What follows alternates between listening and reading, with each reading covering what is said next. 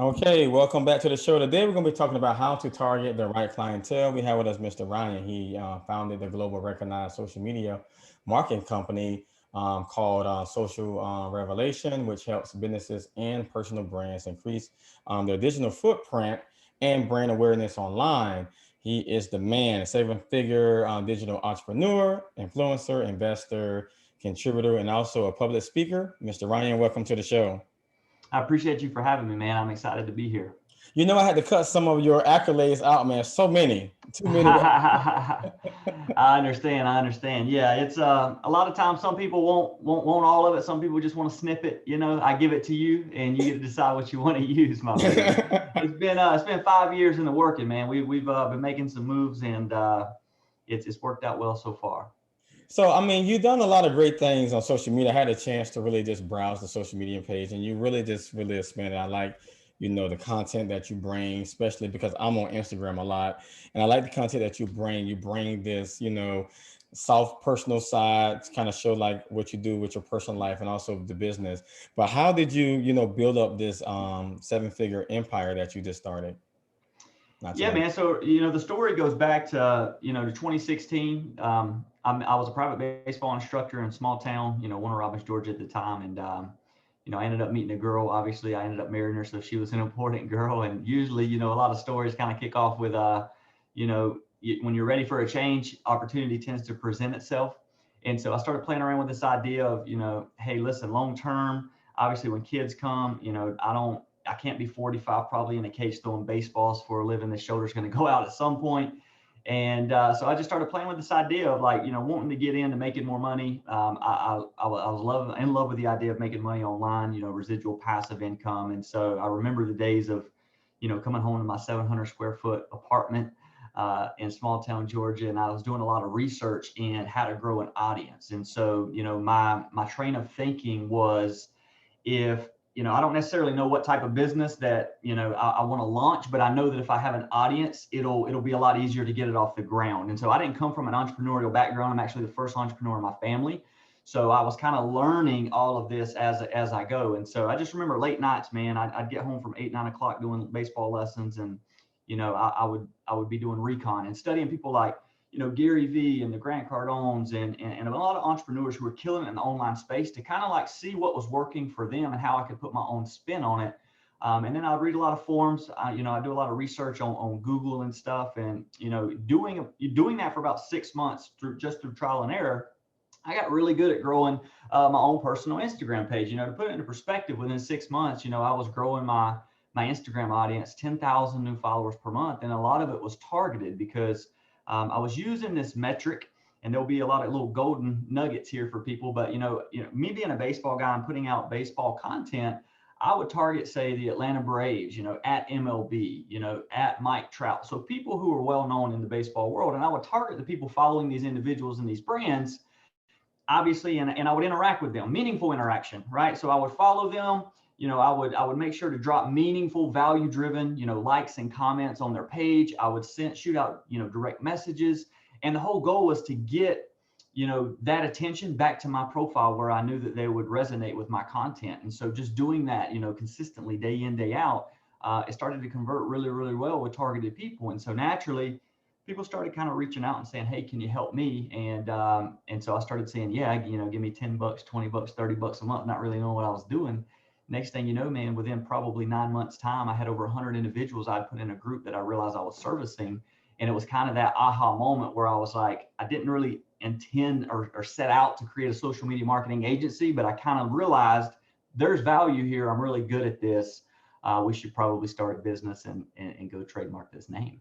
Oh wow, wow, awesome. So what is the importance of, having targeted customers? Yeah. So, I mean, and this kind of comes from, vanity metrics. I have a bittersweet relationship with vanity metrics. And so I want to kind of put to rest a lot of the misconceptions about vanity metrics out there. So, you want targeted people at the end of the day so you can make money, right? To create conversions. And so, when it comes to vanity metrics, I usually train my students in two different ways. Step one is, developing social proof. Okay. So when you're going to build a personal brand or anything in the social media space, it's highly important that you go and build social proof. Now, what is social proof? Social proof, on most any social platform, in my opinion, in my expertise, right? If you're doing this for, going on 6 years now, is getting at least 10,000 followers, right? You got to get at least 10K, because there's just something about having that K behind your name that sparks perceptionally other people are like, oh, this guy's notable, or he's doing some cool things, right? It gives you leverage, right? It gives you credibility. And so there are different thresholds. I tell people that 10K is that first mark, and then it kind of, you hit another rank, if you will, at 100K perceptionally in the digital world. If you have 100,000 followers, people are like, oh, wow, this guy's got 100K. And then it kind of happens again at 500,000 and then 1 million. Okay. And so step one is building social proof, because number two, when we go from step one, building social proof, to step two, to now let's go and create targeted traffic and put targeted offers in front of people, right? So this is where now I have, say, 100,000 followers. Now I'm going to make an offer. I'm going to transition my strategy from growing numbers to creating ROI and results, okay? And so if we've done a good enough job at building social proof, we should see a higher conversion rate when we're putting targeted offers in front of obviously targeted individuals. Right. So, how do you define your social media audience? So for me, social media audience obviously can be defined by, like, follower counts. If you're talking about Instagram specifically, and on Facebook, if you have a group, it could be defined by the members in your Facebook group. But, what I try to focus on as well is taking people from a follower and turning them into what we call a true fan, right? A true fan, or AKA a super fan, is someone who is going to support you to the end. If you come out with a hat or a mug, right, or a t-shirt, they're going to buy it.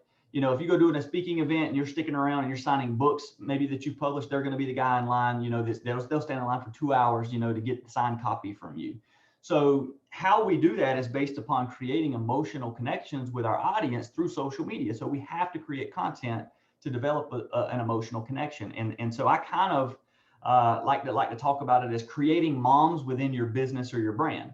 You see, we have an emotional connection with our mom. If you were to launch a business today, the first customer you're going to have is going to be your mother, hopefully, right? If you have that good relationship there. And so we want to see how can we turn our followers into moms, quote unquote, in our business. And if we do a good enough job at that, we'll never have to go and look for a customer again, because I firmly believe that if a business can acquire just 1,000 true fans, you'll be able to make a living in whatever you're doing for the rest of your life.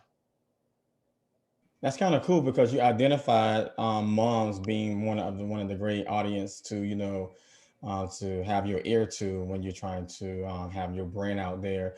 But what are the effective ways to target that particular clientele to help build that digital footprint?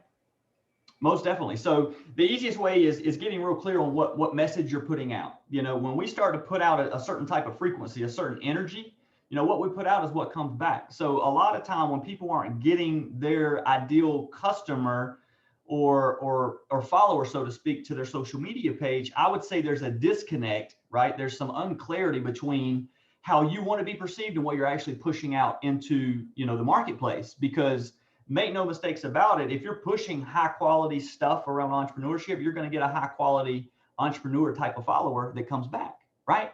If we're constantly confused in putting out different things around, say, fitness and then motorcycles and sports and all of this stuff with no structure, well, we're going to obviously not have a very targeted audience, because people are confused as much as you are when it comes to the direction you're trying to go. So step one is really getting clear, taking time to reflect and realize, what is it that I'm trying to be perceived as? What do I want to be known for? And then create a proven strategy, a structure rather, that you can follow when you're pushing out content. And if you do that for a long enough time consistently, you're naturally going to attract those people who resonate with your story.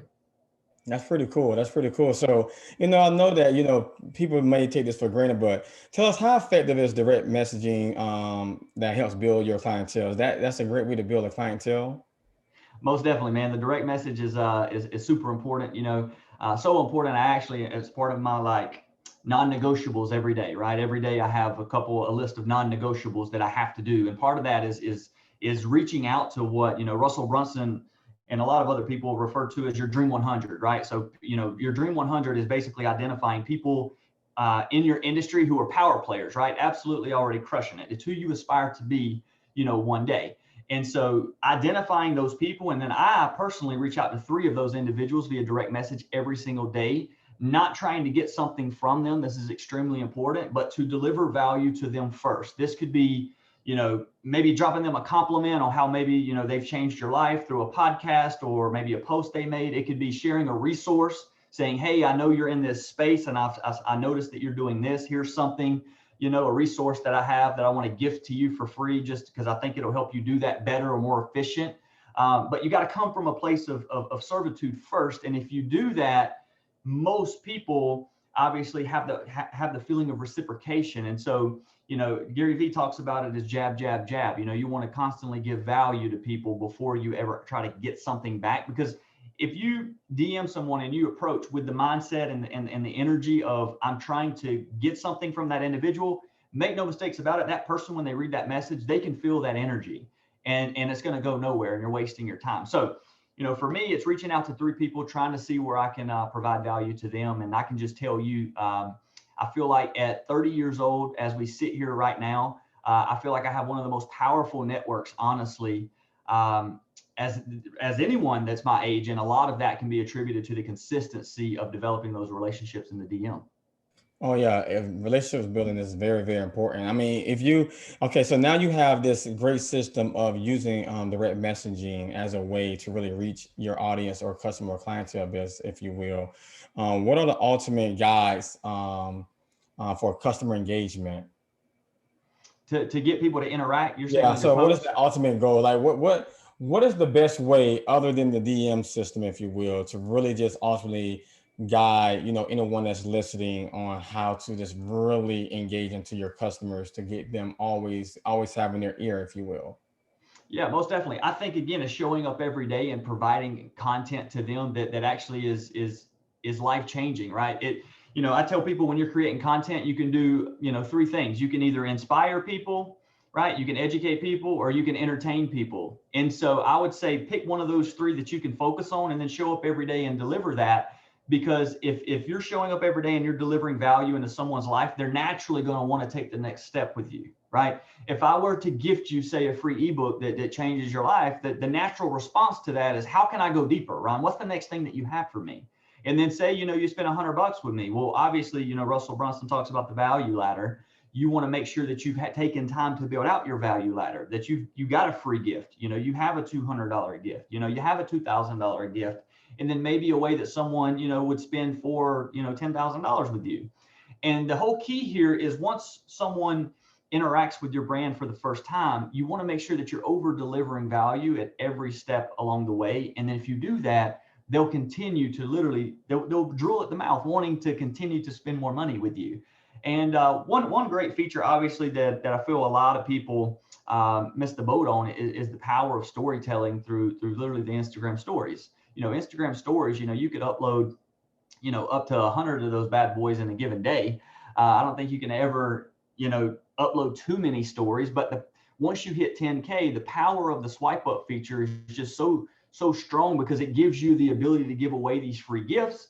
And then once you give away a free gift, you can exchange that for an email, and then obviously you add them to an email list, and you can then continue to nurture that lead, right, over the next, basically indefinitely, as long as they remain a subscriber to your list. But you can nurture them for sure over the next 3 to 4 weeks, and potentially turn them from follower to customer. That's so dope. So, tell us how we can locate and find you. I know you have a large social media presence. So let us know how we can find you, locate you, and learn more about what you do. Most definitely. So, my Instagram is just at CEO Ryan White. I also have a personal website that's just officialryanwhite.com. And if you're interested, obviously, in any social media services and help in digital marketing, I have an agency called Social Revelation Marketing, and you can find that at socialrevelation.co. All right. Thank you, Ryan. Appreciate you for coming. Yes, sir. I appreciate you for having me. All right. Next IBS.